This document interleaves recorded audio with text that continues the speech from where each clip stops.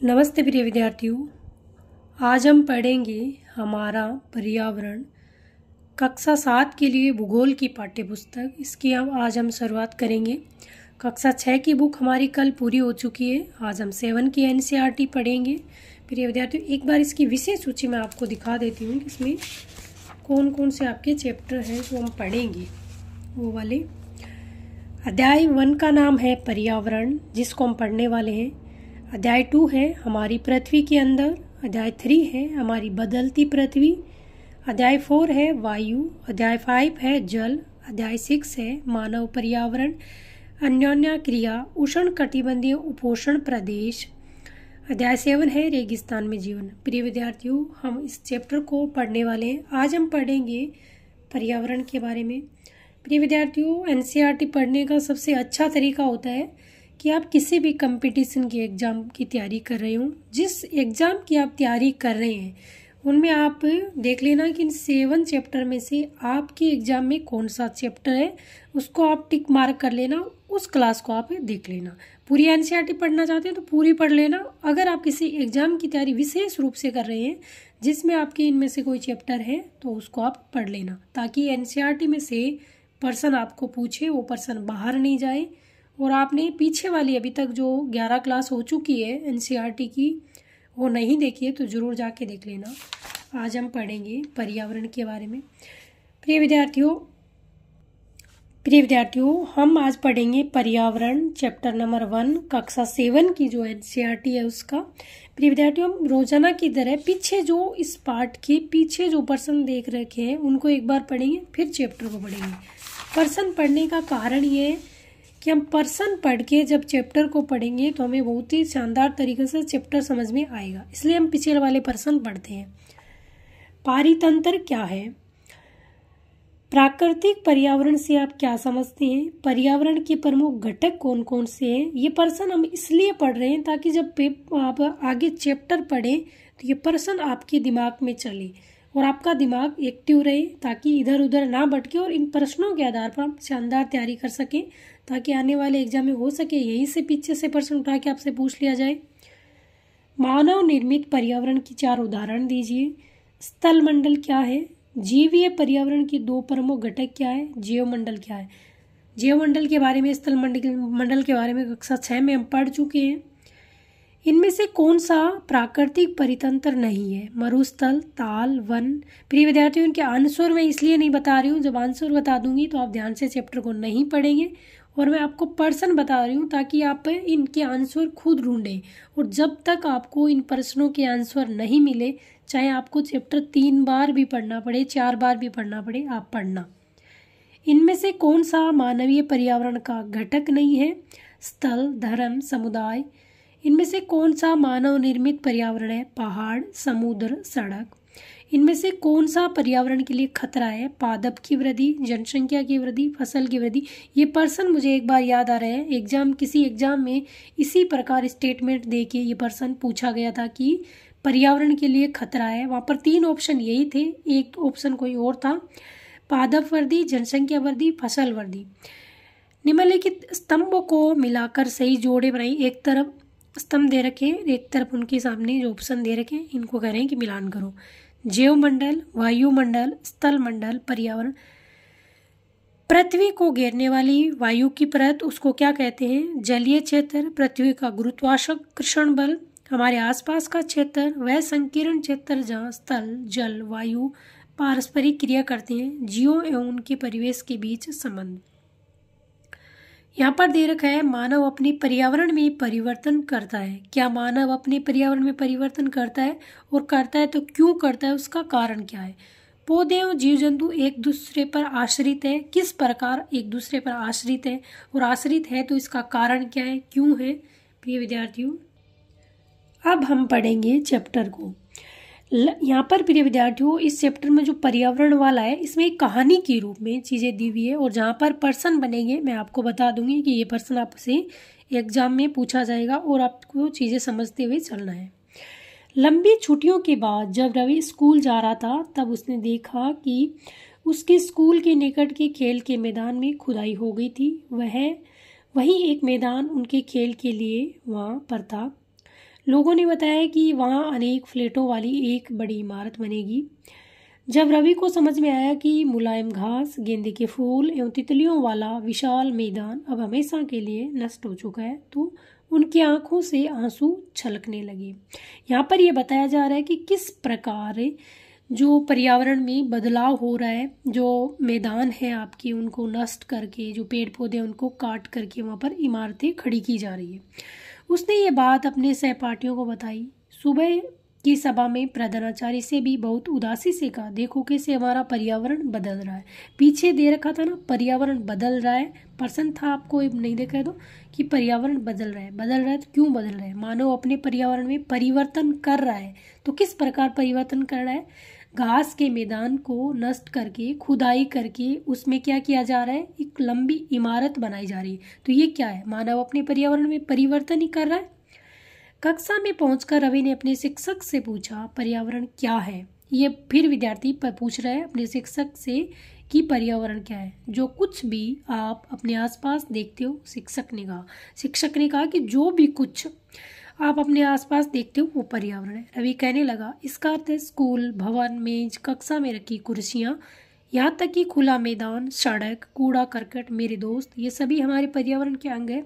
बिल्कुल हाँ, शिक्षक ने कहा, लेकिन जरा रुको, कुछ वस्तुओं का निर्माण प्रकृति ने किया है, जैसे पर्वत, नदियाँ, पेड़, प्राणी, जबकि अन्य का निर्माण मानव ने किया है, जैसे सड़क, कार, कपड़े, किताब। यहाँ पर पूछा जा सकता है कि किसका निर्माण प्रकृति ने किया, किसका निर्माण मानव ने किया। अब दो छात्र मिलकर कार्य कीजिए। अपने निकट बैठे सहपाठी के साथ मिलकर प्रकृति और मानव द्वारा निर्मित वस्तुओं की सूची बनाई। यहाँ पर चीज़ें जानकारी के लिए दे रखा है, जहाँ पर पर्सन बनेगा मैं आपको बता दूंगी। रवि, परमजीत, जैसी, मुस्तफ़ा, आशा सभी ये सूची बनाने के लिए उत्सुक थे। इकबाल ने पूछा, हमारा पर्यावरण क्यों बदल रहा है? शिक्षक ने उत्तर दिया, ऐसा हमारी ज़रूरतों के कारण होता है, ये दिन प्रतिदिन बढ़ती रहती है। आपसे पूछे कि पर्यावरण क्यों बदल रहा है, पर्यावरण में बदलाव क्यों हो रहा है, मानव पर्यावरण में बदलाव क्यों कर रहा है? तो इसका कारण है क्योंकि हमारी ज़रूरतें बढ़ रही है और दिन दिन बढ़ती हुई ज़रूरतों को देखते हुए हम पर्यावरण में बदलाव कर रहे हैं, मानव पर्यावरण में बदलाव कर रहे हैं। यहाँ पर एनसीईआरटी में जो इस प्रकार की बुक्स बना के चीज़ें दे रखी है, यहाँ पर स्टेटमेंट में आपसे पूछा जा सकता है, पर्यावरण हमारे जीवन का मूल आधार है। ये हमें सांस लेने के लिए हवा, पीने के लिए जल, खाने के लिए भोजन और रहने के लिए भूमि प्रदान करता है। मानव इस प्राकृतिक पर्यावरण में कैसे परिवर्तन करता है? यहाँ पर बता रहे हैं कि मानव इस प्राकृतिक पर्यावरण में किस प्रकार परिवर्तन कर रहा है। इसका मतलब है कि पर्यावरण को जो परिवर्तन करने के केंद्र में कौन है? मानव है। मानव इस प्राकृतिक पर्यावरण को कैसे परिवर्तन करता है? कार का धुआं वायु को प्रदूषित करता है, इसके लिए जिम्मेदार मानव है। पानी को पात्र में एकत्रित किया जाता है, भोजन को बर्तनों में परोसा जाता है और भूमि पर कारखानों का निर्माण किया जाता है। ये मानव की आवश्यकता है। इस आवश्यकता को पूरी करने के लिए कहीं ना कहीं पेड़ पौधों को काटा जाता है। मानव कार, मील, कारखानों में बर्तनों का निर्माण करता है। इस प्रकार से मानव पर्यावरण में परिवर्तन करता है। यहाँ पर चीज़ें दे रखी है, इसके अलावा बहुत सारी और चीज़ें भी होती है, इसमें हम क्या करते हैं, बदलाव करते हैं। यहाँ पर एक चित्र दे रखा है, साहित्य में थोड़ा सा आपको जूम करके दिखा देती हूँ। ये पर्यावरण के घटक है। इस चित्र में आपसे पूछा जा सकता है कि पर्यावरण के घटक यहाँ पर प्राकृतिक है, मानव निर्मित है और मानव है। प्राकृतिक घटक है उसमें क्या है? सजीव जीवमंडल है, स्थल जिसमें स्थल मंडल आता है, वायु जिसमें वायुमंडल आता है, जल जिसमें जलमंडल आता है। ये प्राकृतिक घटक है। मानव निर्मित घटक आपसे पूछे, इमारतें, पार्क, पुल, सड़क, स्मारक, उद्योग। मानव एक व्यक्ति, परिवार, समुदाय, धर्म, शैक्षिक, आर्थिक और राजनीतिक स्थिति, ये पर्यावरण के घटक है। इसलिए हम प्राकृतिक वातावरण में परिवर्तन करते हैं और कभी कभी उसे नष्ट भी कर देते हैं। बिल्कुल सही बात है। ऊपर के वार्तालाप से आप समझ गए होंगे कि किसी भी जीवित प्राणी के चारों ओर पाए जाने वाले लोग, स्थान, वस्तुएं एवं प्रकृति को पर्यावरण कहते हैं। ये प्राकृतिक और मानव निर्मित परिघटनाओं का मिश्रण है। प्राकृतिक पर्यावरण में पाई जाने वाली जीवीय एवं अजीवीय दोनों परिस्थितियां सम्मिलित होती हैं। यहाँ कह रहे हैं प्राकृतिक पर्यावरण में पृथ्वी पर पाई जाने वाली जीवीय एवं अजीवीय दोनों परिस्थितियां सम्मिलित हैं। यहाँ पर दे रखा है कि जीवीय क्या चीज होती है और अजीवीय क्या होता है। जीवीय सजीव प्राणियों का संसार जिसे पादप एवं जंतु। पूछा जा सकता है कि जीवीय में क्या चीज आती है। सजीव प्राणियों का संसार जैसे पादप और जंतु। अजीवीय निर्जीव पदार्थों का संसार जैसे स्थल। आगे देखते हैं। जबकि मानवीय पर्यावरण में मानव की परस्पर क्रियाएं, उनकी गतिविधियां एवं उनके द्वारा बनाई गई रचनाएं सम्मिलित है। अब तक हमने पढ़ा कि जो मानवीय पर्यावरण है वो किस प्रकार मानव पर्यावरण में परिवर्तन कर रहा है। अब हम पढ़ेंगे प्राकृतिक पर्यावरण क्या होता है। भूमि, जल, वायु, पेड़ पौधे और जीव जंतु मिलकर प्राकृतिक पर्यावरण बनाते हैं। आपसे पूछे कि प्राकृतिक पर्यावरण किससे मिलकर बना होता है। भूमि, जल, वायु, पेड़ पौधे और जीव जंतु मिलकर प्राकृतिक पर्यावरण बनाते हैं। स्थल मंडल, जल मंडल, वायुमंडल एवं जीव मंडल से आप पहले ही परिचित होंगे। कक्षा 6 के बारे में कक्षा 6 में इन चारों के बारे में हमने पढ़ा है। आइए अब हम इनके संबंध में कुछ और तथ्यों की जानकारी प्राप्त करते हैं। यहाँ कह रहे हैं पृथ्वी की ठोस परपटी या कठोर ऊपरी परत को स्थल मंडल कहते हैं। स्थल मंडल किसे कहते हैं। पृथ्वी की ठोस परपटी या कठोर ऊपरी परत को स्थल मंडल कहते हैं। ये चट्टानों एवं खनिजों से बना होता है। जो आपका स्थल मंडल होता है किससे बना होता है। चट्टानों एवं खनिजों का होता है एवं मिट्टी की पतली परत से ढका होता है। यह पहाड़, पठार, मैदान, घाटी आदि जैसी विभिन्न स्थलाकृतियों वाला विषम धरातल होता है। ये स्थलाकृतियां महाद्वीपों के अलावा महासागर की सतह पर भी पाई जाती हैं। स्थल मंडल वह क्षेत्र है जो हमें वन, कृषि और मानव बस्तियों के लिए भूमि, पशुओं को चराने के लिए घास स्थल प्रदान करता है। ये खनिज संपदा का भी एक स्रोत है। बिल्कुल सही बात है। आगे बता रहा है जल मंडल के बारे में। ये एक चित्र आपको दे रखा है। ये है वायुमंडल, इधर जल मंडल, स्थल मंडल और जीव मंडल। जल के क्षेत्र को जल मंडल कहते हैं। ये जल के विभिन्न स्रोतों जैसे नदी, झील, समुद्र, महासागर आदि जैसे विभिन्न जलाशयों से मिलकर बनता है। ये सभी प्राणियों के लिए आवश्यक है। पृथ्वी के चारों ओर फैली वायु की पतली परत को वायुमंडल कहते हैं। पृथ्वी का गुरुत्वाकर्षण बल अपने चारों ओर के वायुमंडल को थामे रखता है। बिल्कुल ये स्टेटमेंट पूछा जा सकता है आपसे कि पृथ्वी का गुरुत्वाकर्षण बल अपने चारों ओर के वायुमंडल को थामे रखता है। ये सूर्य की झुलसाने वाली गर्मी एवं हानिकारक किरणों से हमारी रक्षा करता है। कौन? वायुमंडल। यहाँ पर एक जो फैक्ट दे रखा है बहुत ही इम्पोर्टेंट, इसको हम देख लेते हैं। पर्यावरण यानी एनवायरमेंट शब्द की उत्पत्ति फ्रेंच शब्द एनवायरोनेयर एवं एनवायरोनेयर से हुई है। आपसे पूछे कि पर्यावरण यानी एनवायरमेंट, पर्यावरण को हम एनवायरमेंट कहते हैं। शब्द की उत्पत्ति फ्रेंच शब्द किस कौन सी भाषा का शब्द से हुई है? फ्रेंच शब्द, ये ध्यान रखना। एनवायरोनेयर या एनवायरोनेयर से हुई, जिसका अर्थ है पड़ोस। क्या अर्थ है? पड़ोस।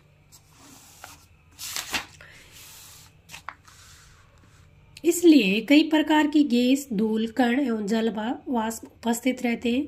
वायुमंडल में परिवर्तन होने से मौसम एवं जलवायु में परिवर्तन होता है। क्या कह रहा है कि वायुमंडल में परिवर्तन होने से मौसम एवं जलवायु में परिवर्तन होता है।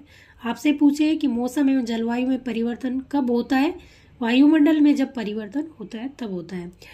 पादप एवं जीव जंतु मिलकर जीवमंडल या सजीव संसार का निर्माण करते हैं। आपसे पूछे कि जीवमंडल का निर्माण किस प्रकार होता है? पादप एवं जीव जंतु मिलकर या सजीव संसार का निर्माण करते हैं। जीवमंडल या सजीव संसार का निर्माण करते हैं। ये पृथ्वी का वह संकीर्ण क्षेत्र है जहाँ स्थल, जल, वायु मिलकर जीवन को संभव बनाते हैं। प्रिय विद्यार्थियों, ये वेरी मोस्ट कि आपसे पूछे कि ये पृथ्वी का वह संकीर्ण क्षेत्र जहाँ स्थल, जल, वायु मिलकर जीवन का संभव बनाते हैं, वो कौन सा स्थान होता है? जीवमंडल। ध्यान देना, स्टेटमेंट से आपसे पूछा जा सकता है और ये पीछे भी दे रखा है, जो पर्सन है उसमें भी। आगे पढ़ेंगे पारितंत्र क्या है। रवि की कक्षा के एक एनसीसी कैंप में जेसी ने आश्चर्य से कहा, जेसी ने आश्चर्य से कहा, कितनी मूसलाधार वर्षा हो रही है, इसे मुझे अपना केरल याद आ रहा है। जेसी केरल की है और रवि से कह रही है कि मुझे इसे केरल याद आ रहा है। तुम सबको आकर देखना चाहिए कि कैसे हरे भरे खेतों एवं नारियल के बागानों में लगातार बारिश होती रहती है। ये केरल के बारे में बात कर रही है जो जेसी है आपकी। तभी जैसलमेर के रहने वाले हीरा ने आश्चर्य से कहा, हमारे यहाँ वर्षा होती नहीं है, हमें तो दूर दूर तक केवल किंकर एवं रेत ही नजर आती है। लेकिन वहाँ ऊँट भी तो मिलते हैं। रवि ने कहा कि लेकिन वहाँ ऊँट भी तो मिलते हैं।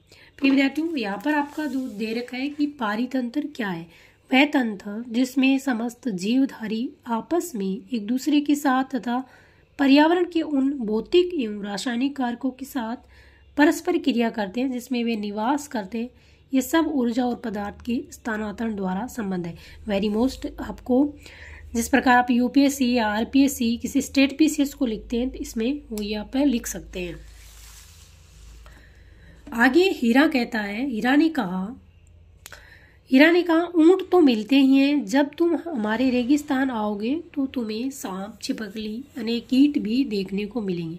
रवि हैरत में पड़ गया। विभिन्न स्थानों पर पाए जाने वाले जीव जंतु, वनस्पतियों, लोगों के रहन सहन के तरीके इतने भिन्न क्यों? क्या सभी का एक दूसरे के साथ संबंध है? बिल्कुल, बहुत संबंध है। शिक्षक ने कहा, ये चैप्टर है एक वार्तालाप के रूप में जो पर्यावरण क्या होता है, किस प्रकार चीजें जुड़ी हुई होती है, उसके बारे में बात की गई है। सभी पेड़ पौधे, जीव जंतु, मानव अपने आसपास के पर्यावरण पर आश्रित होते हैं। प्राय वे एक दूसरे पर भी आश्रित होते हैं।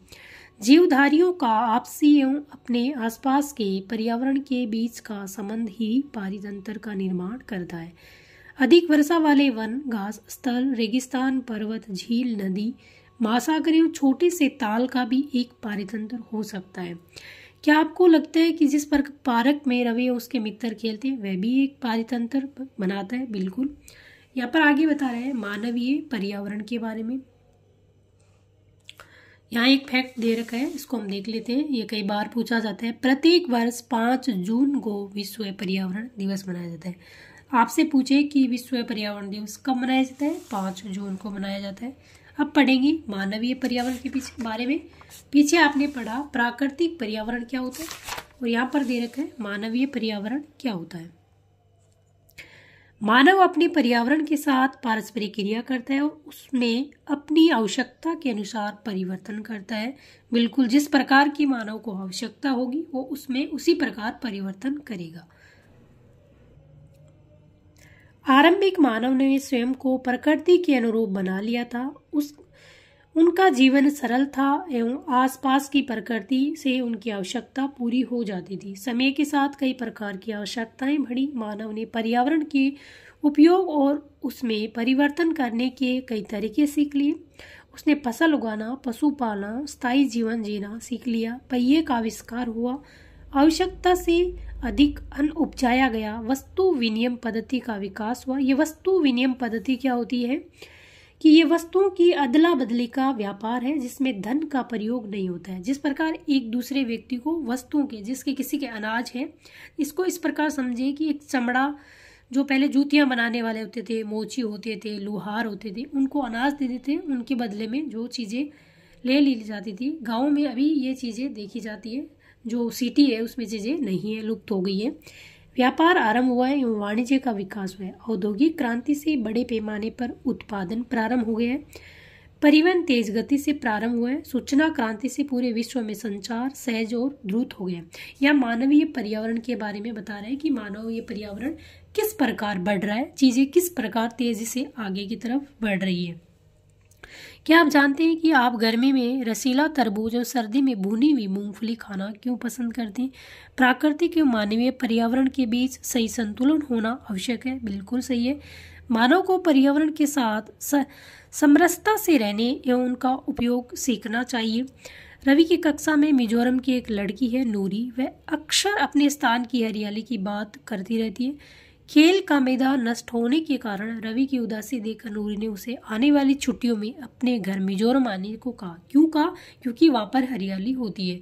रवि के शिक्षक ने सभी बच्चों से कहा छुट्टियों में वे जिन स्थानों पर जाएंगे वहां के भूदृश्य, घरों, लोगों के क्रियाकलापों का चित्र बनाकर आए। प्रिय विद्यार्थियों, ये चैप्टर पूरा हो गए। कल हम अगला चैप्टर पढ़ेंगे हमारी पृथ्वी के अंदर, और इस चैप्टर में बहुत सारी चीज़ें हैं जो पर्सन बन रहे हैं। एक बार हम उन पे बातें कर लेते हैं। यहाँ पर एक तो ये पर्सन आपका जो 5 जून को विश्व पर्यावरण दिवस मनाया जाता है, ये फैक्ट आपसे पूछा जा सकता है। और ये पारितंत्र क्या होता है, ये वाली परिभाषा आपसे पूछी जा सकती है। और एनवायरमेंट वाला ये पर्सन आपसे पर्यावरण यानी एनवायरमेंट शब्द की उत्पत्ति फ्रेंच शब्द एनवायरोनेर से हुई है, जिसका अर्थ है पड़ोस। ये फैक्ट आपसे पूछा जा सकता है। फिर आपसे वायुमंडल क्या है, जलमंडल, जीवमंडल, स्थलमंडल क्या है, इनके बारे में आपसे पूछा जा सकता है। प्रिय विद्यार्थियों, एक पार्ट में बहुत सारे पर्सन बनते हैं। चैप्टर को आपको एक बार में समझ में नहीं आता है तो 2-3 बार पढ़ना चाहिए। अगर आपको चैप्टर समझ में आ रहा है, मेरा पढ़ाया हुआ आपको समझ में आ रहा है, तो अपने मित्रों के साथ ज़रूर शेयर कर दीजिएगा। चैनल पे नए हैं तो चैनल को सब्सक्राइब कर लीजिएगा। हमने कक्षा 6 से शुरू किया और 10 तक की एनसीईआरटी हम पढ़ेंगे। प्रिय विद्यार्थियों, पढ़ते रहिए, स्वस्थ रहिए, मस्त रहिए, अपना और अपना परिवार का ख्याल रखिए। जय हिंद, जय भारत।